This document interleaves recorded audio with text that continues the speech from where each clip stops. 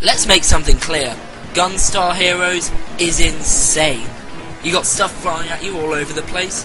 It looks like you'll never be able to shoot all of it, but somehow this game manages to give you enough awesome firepower and awesome controls to destroy anything that moves.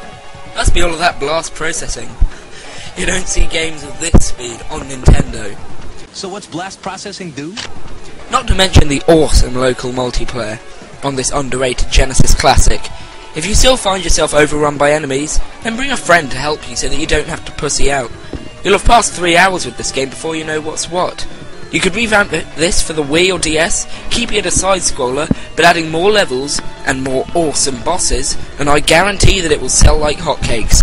I want to have this much 2D mayhem yet again. Restart, getting its retroactive popularity in recent years, feels like the last of its kind. It's a game whose history dates way back to the earliest drafts of Sonic 1, originally designed as a platformer game called Feel.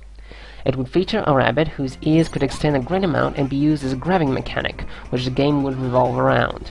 Even though that idea was scrapped in favor of a blue hedgehog, it managed to stay afloat until 1995, when it would be reinterpreted in the form of the Sega Genesis game Ristar. The adorable star-shaped lead Ristar was designed by Yuji Uekawa, who would later be famous for redesigning Sonic's character starring 1998 Sonic Adventure. Aside from that, Uekawa has also created lush, whimsical and psychedelic landscapes that brings the aesthetics of video games to its idealistic peak. You've got your staple forest level, water level, ice and fire level, the standard environments picked up the contemporary classics of the time. But in what other video game have you seen the endearing likes of the music-themed Planet Sonata? Ristar is the kind of game whose expansive universe can caress your heart, if you're prone to that kind of sensitivity in video games. A 3DS sequel could be possible if the fans keep pestering Sega. And why not? This is what games should be like at its core. Colorful, easily digestible, and joyous to be part of and to sink in, unlike all the, unintelligible brownies of today. Pikmin, our favorite genocide simulator.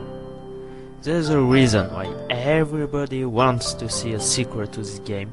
It's because the first sequel was such an improvement. No more stupid day limit, new Pikmin colors, incredible bosses, tons of treasures, very useful sprays. All you've done is boss me around. Well, now who's the boss? Who's the boss? It's me. Friendly billboards, challenge and versus mode, and a lot of humor. Who the hell wouldn't want some Empress bullbacks back to the foreground? And that's only the short version. Now that's what you call an improvement. Sam, can you imagine how awesome another sequel would be if it improved as much as Pikmin 2 did? That's right. Freaking awesome. Come on Nintendo, give us an online multiplayer, give us full players, give us more cameo treasures, give us amazing giant bosses, give us green Pikmins, orange Pikmins, black Pikmins, brown Pikmins, grey Pikmins, pink Pikmins, rainbow Pikmins! Wait, it's been confirmed? But it better be awesome, Nintendo, it better be awesome! Star Fox 64 is the only game in the franchise that I played. By chance, this game serves as a pinnacle among its fanbase of how a Star Fox game should be. To said fanbase, the series went downhill when Rare's project Dinosaur Planet was turned into Star Fox Adventures. Star Fox Adventures may have been alright as its own game, but it influenced subsequent games like Assault and Command in debatable ways. With the remake of 64 coming to the 3DS, it looks like the series is returning to its roots, with its use of branching pathways, lack of on-foot missions, and the inclusion of online multiplayer.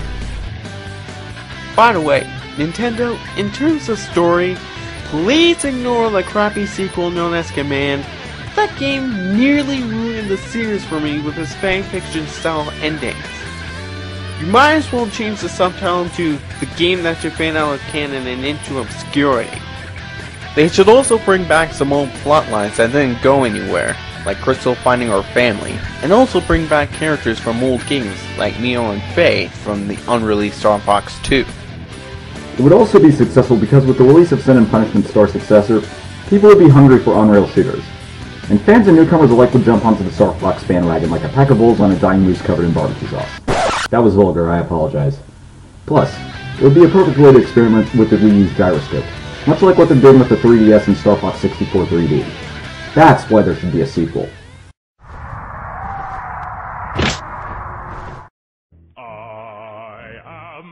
Conker's Bad Fur Day is a game with a giant corn-eating, opera-singing piece of crap as a boss.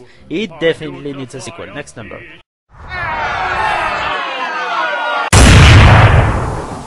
Alright, I'll do it. Conker's Bad Fur Day is one of the most hilarious games ever, being dirty, immoral and satirical, to a point where you start wondering what the creators of the game were smoking. And then the bees f***ing the sunflower's boots, and then the squirrel fights a giant piece of shit, and then he encounters boiled pig balls, and then he says the game and dick is very short, and then it turned out the wizard was an asshole.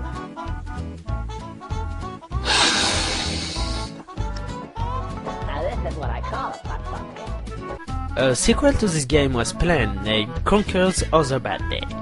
In this game, Conker, no king of the land, had wasted all of the treasure money into beers, parties and hookers.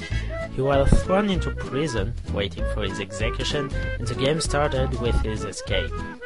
In other words, the perfect way to start this game, so Conkerish. But as we all know, Microsoft both Rare and cancelled the sequel. And instead, we had this awful remake. Yeah, Conker's Other Bad Day must happen.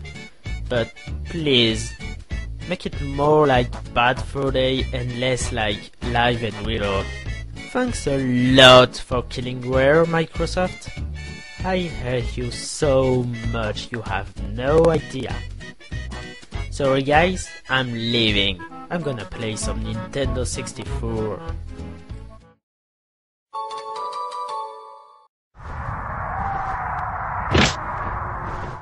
No More Heroes is one of those games you have to play, even just once. It's bloody, hilarious, and quite fun, though at times it can be aggravating. Then came the sequel, Desperate Struggle. In many ways, it was like the first one. Bloody, hilarious, fun, and somewhat aggravating. However, it had a lot more of a serious plot to it. It seemed to wrap things up in a nice little battle, but there were still some loose ends. What happened to Shinobu? Where did Henry go after the final boss fight? Things like this, I feel, would be answered well in the third and possibly final installment in the series. Plus, it would keep the funny nature of the first two games to be just as awesome. From what I've heard, Suda51 is interested in making a third game, except with a different protagonist and on a next-gen console. With the announcement of the Wii U, this looks like a golden opportunity for said third installment. Even if the protagonist is not everyone's favorite loser, Travis Touchdown, the loose ends can still be filled in. Although personally, I wouldn't bet on it considering the nature of this series to pick on the player. Make it happen, Suda.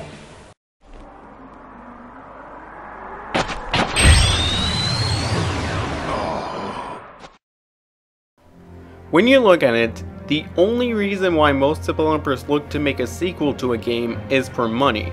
So why, I ask you, hasn't Earthworm Jim been continued as a series? It's the most asinine of asinine series, and as a result, a lot of what makes the game so much fun makes very little sense.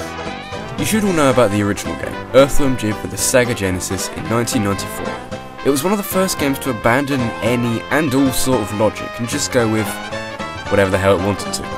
From an earthworm in a spacesuit to the infamous Queen Slug for a butt to one of the easiest bosses ever conceived. It was a resounding success and is still being praised by today's gaming standards. Just a year later, a cartoon was aired on Kids WB for 2 seasons, and around that time, Earthworm Jim 2 was released, and for the most part, it was more of the same. The same sort of irrelevant and surreal humor, but it added a more diverse style of gameplay with each of the stages taking a different approach. But sadly, this is where the series started to get downhill. With the release of the Nintendo 64, it seemed ideal that Earthworm Jim should be able to make the transition into 3D. And so, Earthworm Jim 3D came to be, and oh boy. A crap camera and the lack of any new ideas, even with the power of the N64, Earthworm Jim 3D was a really disappointing game overall. That same year, Earthworm Jim Menace to the Galaxy was released, but again, it was crap. That was it for the series, and we haven't seen a new entry since. But, like anything nowadays, there has been hope. Several new games have been attempted, but they've all been cancelled for one reason or another. It's also been stated by creator Doug Tenapple that the series does have a future should an opportunity arise. Come on guys, it's not difficult. The reason why Earthworm Jim was so good is because no one knew what the hell was going on. So it's not like much serious thought needs to be put in. Just make it an entertaining and outlandish title for the 3DS and I'll be as happy as a clown. This has been rabbidluigi. And I'm Elijah Berry of Dokemon Studios. And from everybody at the Chaos Theatre, thank you for watching and we'll see you next time. Take care.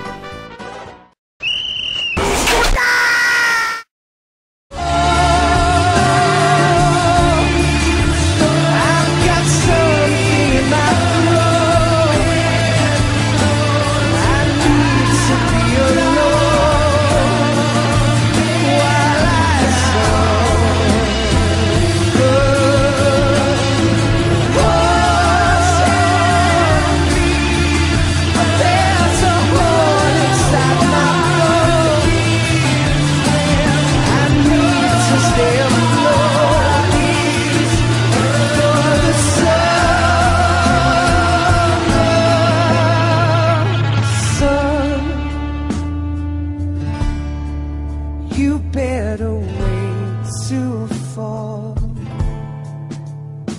They'll tell you where to go, but they won't know.